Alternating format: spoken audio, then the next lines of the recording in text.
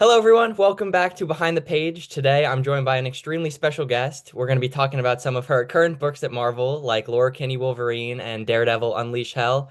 Welcome to the show, Erica Schultz. Thanks for joining. Thank you for having me. I don't know if I'm extremely special, but I appreciate the superlatives. I think so, at least. So before we get into Daredevil and Wolverine, I like to ask when I have people on the show for the first time, what was your, if you remember, your introduction to comics, and how long have you known that you wanted to write them?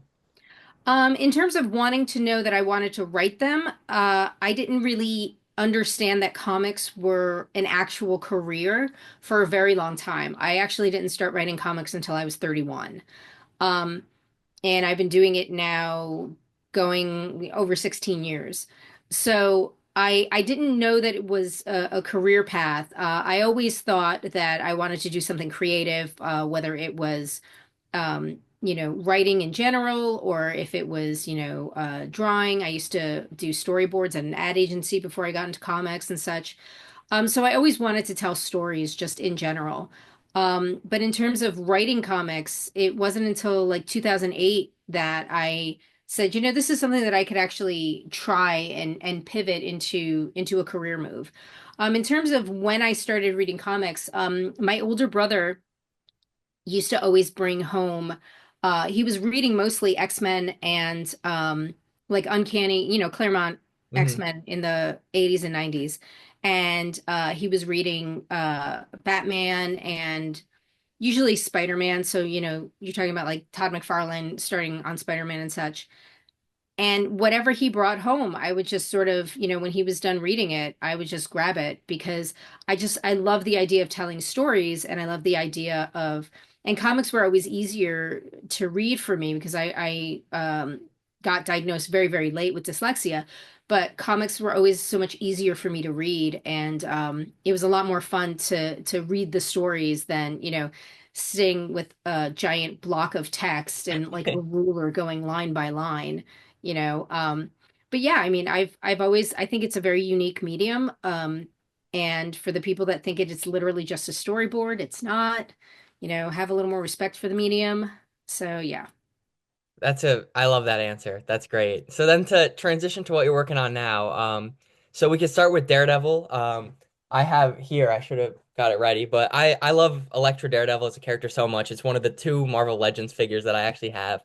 So Elektra first put on the costume around the end of 2020, I think it was. So Elektra's been around for a while, but her as Daredevil is still a fairly new character when you look at some other characters in comics right now. So, what was your approach in really finding her voice in this, and what's different about the approach to writing her now versus if there's ever a flashback or something where she's pre-Daredevil? What do you feel like the difference is there? I think that she's a little more reflective now. She especially makes sure that she pulls her punches, because one of the sort of promises that she made to Matt was this idea that she was not going to kill. And that was sort of the way that she would, I guess, earn, for lack of a better term, to wear the Daredevil symbol. But she definitely pulls her punches now, and she kind of finds it as a challenge because in her mind it's a reflex to kill. It's so easy to kill.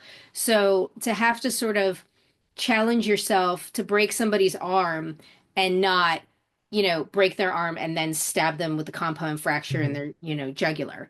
Um, so she seems a little more, I think she's more comfortable in her own skin now. She's always been comfortable in her own skin, but the idea of wanting to be a hero and trying that long redemption arc, she's starting to really lean into it. Like in Gang War, when I was writing her in Gang War, and we did that mini series with Sergio Davia and Sean Parsons and Cece Dela Cruz. Um, it was a lot of fun because there was still a lot of tension between her and Peter Parker, in the sense that, like, when she mentions that this particular character, she thinks that this particular character might be dead, and Peter's first question is, did you kill her? And it's kind of like, I haven't proved myself to you, have I? Well, you know what? Forget it. I don't need to prove myself to you. I just have to make myself happy. And being a hero is making her happy, and that's why she's sort of leaning into it. I saw a reel today on Instagram when they were sort of like dragging Elektra as Daredevil. And can you guys please not destroy this house, please? Thank you. They were dragging Elektra as Daredevil, and so I had to comment. I said, as the current writer of Elektra, I really think that you should lay off of her and maybe read the book actually instead of just like, trashing it. So, Yeah, that's great. One thing I love about like the way that you write Elektra as Daredevil is Matt doesn't always need to show up. Elektra can have her own stories as cool Daredevil, doesn't need to be Lady Daredevil, can just be the Daredevil. But at the same time, the lineage and Matt's history can still be referenced and is still essential to everything. yeah. So I was wondering what some of your favorite Daredevil stories are, or if there's any arcs or runs that you were inspired by visually or tonally for her work on her, both in Gang War, Woman Without Fear, and now Unleash Hell. Well, in Woman Without Fear, because she's going up against Punisher, despite the Mhm. fact, even though it's not Frank Castle, it's Joe Garrison Punisher, we do reference, I believe it was, I want to say it was Punisher number 27. Um, and it was either Garth and I know Tom Mandrake was the artist, so it was either Garth Ennis or was it Garth Ennis? I think so. Anyway, if I'm wrong, I'm wrong. But I there's a literally a scene in that where Elektra is holding a human heart. And in that particular book, she's holding this human heart because she was bored. So she went out and killed somebody and removed their heart because she was bored. And it is for Frank in that scene, he is terrified and probably a little turned on too. Um, and I think that in doing so, we're showing how completely unconscionable she is, how completely ruthless she is. But we also pull it back. And I mean, previews have come out, so people know that Ghost Rider is going to be coming into Unleash Hell. And there is a moment where she sort of reflects on her conscience. Do I have one? Am I just sort of the is Daredevil the culmination of all of the good, all of the bad, all of the everything kind of thing. So I think that now being a hero, she has a little more agency and she feels as if this is truly her path and this is something that she's doing. I mean, the Hand made her into an assassin. Stick forced her to be the Queen of the Fist. Like she's been manipulated by so many different people that this and to a certain extent, like even when Matt sort of guilt tripped her into being Daredevil when he was going to prison. But now she's like, you know what? Matt's out. Matt's Daredevil again. I could just turn around and go back to whatever I want, but this is what I want to do. So I think now might be one of the few times that she's had truly control over her own life. She doesn't have Akka following her. She doesn't have Stick coming after her. She doesn't have the Hand coming after her. She doesn't I mean, she on occasion has Matt sort of trying to guilt trip her into doing, whatever. But she's on more than one occasion, she's told him to go kick rocks. In terms of a Daredevil story that I really like, I splurged one year for my birthday and I got a nice copy of 181. Frank Miller's 181, and I think that that is a really cool story. I think there's a reason why it's iconic. And I have on multiple occasions referenced that cover. And we even referenced that cover in Unleash Hell. Yeah, so there's a lot of great. This isn't really a Daredevil reference, I guess, in Unleash Hell, but one of my favorite things is for the cover for issue 2. It looks just like an Evil Dead poster. Yes. I love that. I just wanted to bring that up too. But with Unleash Hell, on that note, obviously it's a Red Band series now, and the other Yes. ones weren't really. So I think that Muse is definitely one of the right villains to bring in for a Red Band series. For those who don't know Muse yet, I'm sure they will soon because he's supposed to show up in the upcoming Born Again show. Yeah. But we do have in Unleash Hell a new Muse, Morgan Whittier, who starts working with the spirit of the original Muse. So what kind of inspired that Muse in Hell part of this book and the character of Morgan as the new Muse? Well, when we talked about using Muse as the character, I said, I was like, wait a minute. He fought Matt and Blind Spot and he's dead. And they're like, yeah, but it's going to be in the show and we want to maybe get him back on people's radar. And I was like, all right. So, I mean, for people who have read it, it's really, I mean, I go on my high horse about high art versus commercial art and late stage capitalism and all this other stuff, because these are the things that actually fuel that particular character. So when he in the Daredevil run where Matt had a companion named Blind Spot, and Muse was going around and really messing around with Wilson Fisk, who was the mayor at the time. During that run, it was, I mean, it was pretty graphic and gory. Like they towed the line.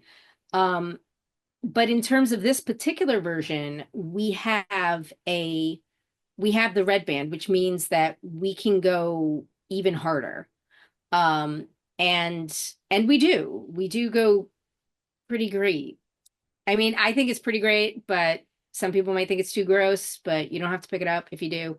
But the funny thing is that like I I can show someone being disemboweled or decapitated, but I can't say shit, Yeah, it's not quite which max is with cursing, but which is like so weird to me.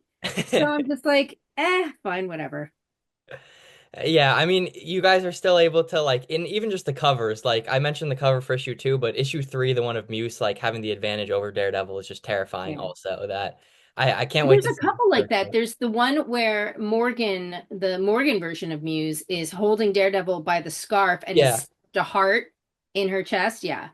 Yeah, that was the one that I saw that I was like, wow, I can't wait to get that.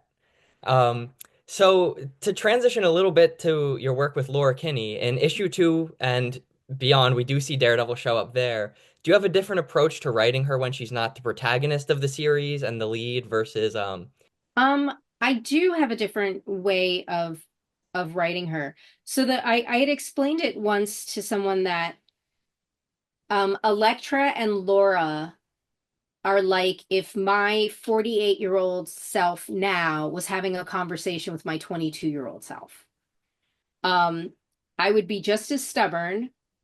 I would not want to admit when I was right.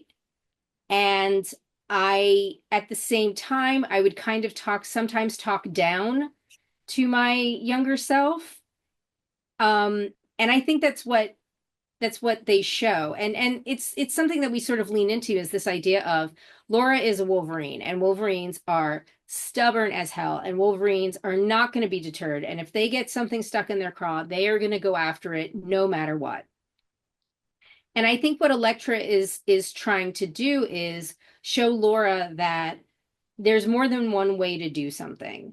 And I think that Laura sometimes has difficulty understanding that. I think Laura sometimes, excuse me, she gets very focused and gets blinders on. And that's to her detriment. And I think that Elektra is here to say, hey, look, there's another way to do something. And, you know, I don't really need you around to do this because, I'm kind of like badass ninja assassin lady, but you're sticking around and you've got some skills. So, let's work together as opposed to working opposed to each other. yeah, that's great. I especially I think it might have been issue 2 or 3, I forget, of Laura Kinney where the narration, Laura kind of picks up on that Daredevil fights a lot more elegantly and like a Mhm. dancer versus she kind of, it's more like an axe, I think is the analogy, just kind of swinging. That I really love the contrast there. I had asked with Daredevil some of your favorite Daredevil stories before. I know that a lot of people online have asked you about a lot of Laura Kinney supporting characters and if they'll show up in this book, and you can't really answer. But are there any Laura books, whether they're as X-23 or Wolverine, that you really pulled from and like really love the tone of that you brought forward for your work writing Laura, both while she's X-23 and Wolverine? 100% the Tom Taylor, Dave Lopez, multiple Eisner nominated series, All New Wolverine. I think that really set the standard for a Laura story. That told the fan base, this is what Laura can be. And and that introduced Bologna, that introduced Zelda and Gabby and everything, and and that went for, I want to say, 30 odd issues. Mhm. So I mean, that series was phenomenal, and I returned to it just for fun, just to read.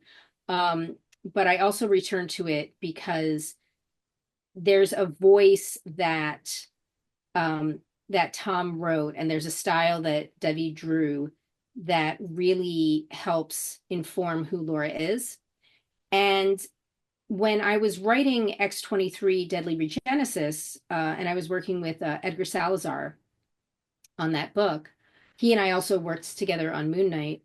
Um, we Laura had just, it was during the utopian era. So Laura had sort of just broken free of the facility. She still had sort of, she was like not very socialized. She had this sort of robotic way of speaking where she didn't use contractions and things like that. And I know that that annoyed a lot of people. After this book coming out after All New Wolverine, where we saw like a more socialized and like more, just felt like she had, more control over her life. And what I, would want to say to people is always like, well, Laura's not a monolith. She's got different feelings, different emotions. She'll have off days. I was critiqued on issue number 1 or 2, I forget which one, by a fan saying that Laura wouldn't say this, Laura wouldn't do this isn't who Laura is, et cetera, et cetera. And my response is basically, well, Laura is a 20 something year old woman. And I can tell you, as a 20 something year old woman who has lived and worked in New York City, um, we're not a monolith. You have good days, you have bad days, you have days where you're going to burn down the block, and you have days when you feel like you don't have a handle on anything.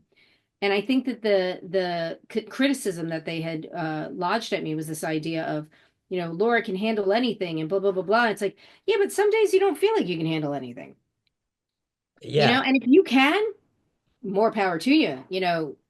Tell me, what is your secret, kind of thing. And I think that showing Laura flawed, showing Laura as having these moments of doubt in herself. I think that's important because, yeah, superheroes are supposed to be superheroes, but if we're supposed to believe that they're human, then we have to believe that they have moments of self-doubt.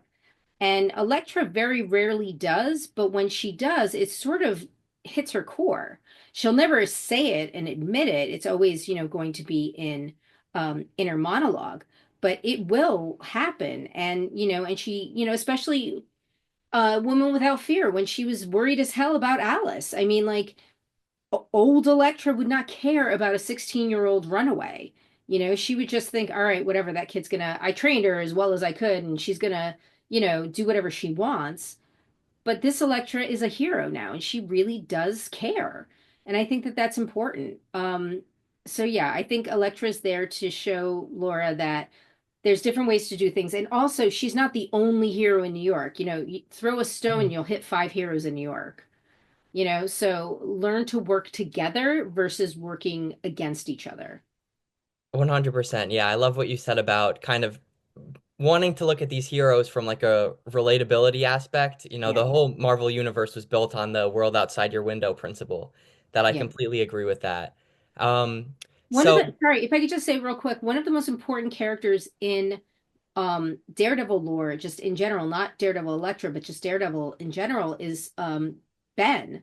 Because Ben Urich is the he is the man on the street, he is the normal person, the Greek chorus, to sort of filter all of the things that he's seeing and tell us, the audience, from the perspective of just a plain old human.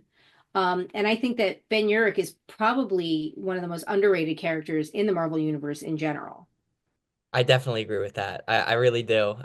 So you kind of mentioned in the same way of you mentioned Ben's role in the Marvel Universe there. So Laura Kinney has Daredevil in it. We have her talking about Luke Cage as the mayor and her opinions on that. We obviously know she's going to be working with Bucky the Revolution now. Can you tease a little bit about what you view Laura's role in the Marvel Universe is right now, especially in this new era of X-Men that we're in? I think that she is not replacing Logan because she and Logan have very different they have very different approaches to things. So she's not replacing Logan. She's not just, Logan, a female version of Logan. She is her own person. And I think that that is important for people to realize. I also think that she's still working out where she's going to fit in all of this. There's a lot, the X-Men are fractured. Krakoa fell, the X-Men are fractured. And there's different teams that are popping up. If you're reading Uncanny, then you've got the team in New Orleans. If you're reading, regular X-Men, then you've got the team in Alaska. If you're reading Exceptional, you've got the team in Chicago. So there's plenty of people that are sort of clamoring to keep this idea of we've got to be a team, we've got to be unified as like a and it's kind of feels like a PR thing, like, well, mutants have to show that they're unified and blah blah blah. And to a certain extent, we have that with Laura in NYX, with hanging out with Sophie and with Kamala and hanging out with Anoli and just trying to do the whole, mutant, party girl thing. Um, but I think that Laura's role in general in the X universe is to help wherever she can. She is going to try and lead, but she's learning that sometimes she has to follow. And she's going to learn that, she doesn't know everything, even though she thinks she does. I can tell you that she will be called a smartass many times and has been. I don't know if you've read issue number 3 already. Hmm. She has been called a smartass many times, and she will continue to be called a smartass by multiple people. And that's going to continue. But she basically, her role is, I want to do what's best for mutants. She has this very sort of, chest beating, mutant and proud kind of ideal that kind of reminds me a little bit of the of is it Days of Future Past, the film with or was it, no, it was actually, well, it started in X-Men First Class, the film, where Mystique was always like mutant and proud kind of thing. And Laura kind of feels that right now. And you see that when she has a conversation with Luke Cage. You see that when Elektra says to her, you need to calm down. It's good that we have one of ours in the mayor's office, meaning a superhero. Yeah. And Laura, instead of thinking outside of mutant versus human, Laura just says, "Well, he's not a mutant, so it doesn't matter to me." So Laura is starting to see the world a little bit differently and working with. I mean, they're enhanced, but they're not mutants. You've got Elektra and you have Bucky. You have two very physically powerful characters, but they're not mutants. And yet here she is trying to navigate how they do things, but also remain true to herself.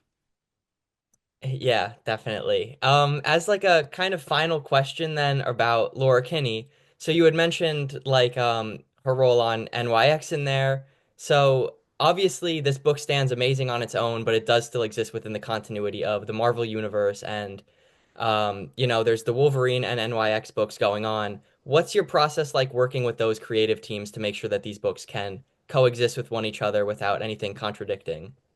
Well, I'll let you in on a secret. We have a Discord. And no, seriously, and what we do is several times a day I check in. I'm not one of those people that can just stay on Discord all day because I need to Mhm. I need to work. But several times a day I'll check in and somebody will, and it's for all of the X writers, so Exceptional, Uncanny, X Factor, X Force, whatever, NYX, and we post our outlines for each other, and we say like, hey, this is the outline for issue number whatever. I'm thinking of it's not approved yet, and I'm thinking of using this particular character. Is there something that is going to conflict? This issue is supposed to come out in June or whatever. Is there something that's going to conflict with anything that you guys are doing? And and everybody sort of takes the chance and you'll just see like all clear, a bunch of those, and then you'll see like the one, well, actually, I was thinking of using so and so and blah blah blah, or okay, you can use them, but just know that in issue 5 for me, this is going to happen. It's going to change their status quo, so make sure that you bake that into the storyline that you're going. So I mean, we do all keep, pretty close tabs on each other. We can't read every single person's book every single time, Hmm. but we try and keep tabs on with the shorthand because we want to make sure that everything is going to line up. We don't want somebody picking up NYX and being absolutely horrified at something that Laura does, and then it's completely contradicted when you pick up Laura Kinney, or even picking up like X Factor, or picking up X Force or something. Like if we brought Bishop or if we brought Forge into Laura Kinney for any reason, I would have to make sure that the version of Forge that's written in X Force is something that is going to gel with what we do in Wolverine, which is why, I mean, working on two Daredevil stories, one with Laura and one without, I can sort of maintain. I mean, it's like I'm a bit of a control freak anyway, but I can sort of maintain Elektra's voice between the two Hmm. of them. And it's funny because you see Elektra's voice and inner monologue in Unleash Hell or Woman Without Fear, and then you see Laura's, and you can see the similarities between the two characters, but they still have distinct personalities and distinct cadence of speech. Definitely. That's a really smart way to go about the process of making sure everything can work at once. I would have never thought of that. So is this a From the Ashes Discord, or if you scroll back far enough, can you see the Krakoa plots? No, this is From the Ashes, Okay, yeah. and it's basically just when everybody was, when the new From the Ashes era was being built and who was going to be writing what and what sections of the universe they were going to sort of be playing in and this, that, and the next thing, everybody started laying the foundation. And then when later books came on, like Laura Kinney was part of the second or third wave that came on, um, I sort of jumped in the Discord and I was like, okay, this is where everybody's going.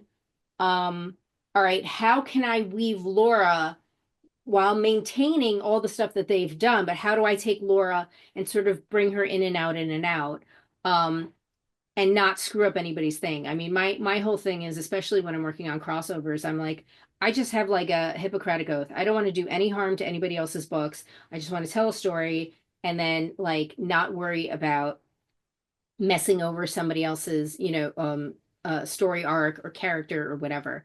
Um, so even when we were doing Gang War, we didn't have a Discord, but we did have like sort of a group chat where we were saying like, okay, well, in this issue of Amazing Spider-Man or in this issue of, Luke Cage, this is going to happen. So make sure that if you're going to put, Luke Cage or She-Hulk or whomever in your Gang War issue, it's not going to contradict what's happening here. The other thing is that Gang War took place over 4 months, yet the entire story takes place over 2 days. So it took 4 months to tease out, but in reality, for lack of a better term, it's only 48 hours. I didn't even realize it was that short of a time Yeah. because I had been reading it like month to month to month. I didn't really pick up on that because the issues start with like the map of New York City that I was watching it change. I did not Yeah, realize it was all over 48-hour it's period. over 48 hours. Wow. Um, and if you want to get an even tighter timeline, Venom War, the entirety of Venom War takes place over an hour and 40 minutes. And I'm sure if you go on a reading list, there's like however many issues to fit into there. Yeah. That's crazy. Well, I remember for Venom War, there was something that I was going to do in the Black Widow Venom War issue, but I couldn't because if I had done that, then that would be a reveal that Al had to have in his Venom War book Oh, and everything. So it was this like really it was to the point where it's like I felt like I was like on an episode of 24 with like the clock in the yeah. corner kind of thing, like, but instead of like 24 hours I had like 24 minutes. And it's like, okay, well, I have to make sure that Flash Thompson gets to Madison Square Garden, but, I have to make sure that Natasha stays put at Alchemex with Misery, with Liz Allen and everything. So it was, I mean, that was a hell of a needle to thread, I'll tell you that much. Yeah. That's all super great to hear. I definitely really appreciate it all. I've been loving your work on Laura Kinney and Daredevil, so it's been Thank great you. talking with you. Thank you so much, for your time, for everyone listening. Laura Kinney issue 3 and Daredevil Unleash Hell 2 are out now in stores. Make sure you go pick them up and add them to your pull list. Thank you so much for your time again, Erica. Really appreciate it. Thank you.